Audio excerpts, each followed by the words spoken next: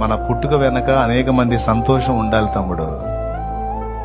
ఫలానోడు పుట్టాడురా అంటే, ఫలానోడు పుట్టాడు జీవించాడురా అంటే ఒక చరిత్ర ఉండాలి నాన్న. అమ్మా వింటున్నావురా తల్లి? ఒక చరిత్ర ఉండాలిరా సచ్చేటప్పటికి. ఎప్పటికి? సచ్చేటప్పటికి ఒక చరిత్ర ఉండాలిరా.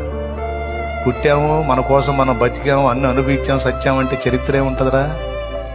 అయిపోయింది, ముగిస్తున్నాలే కానీ చెప్పండి, చరిత్ర ఏముంటది? అమ్మ పుట్టింది, అప్పనంగా తింది, బాగా కట్టింది, ఊరేగింది, సచ్చిందంటే ఏముంది? కనీసం ఎవరు ఏడుస్తారండి సచ్చిందని? నేను చెబుతున్నా, నా పుట్టినరోజు నేను వేడుక చేసుకోవాలా? ఇంతవరకు చేసుకోవాలా? అడగండి వాళ్ళని.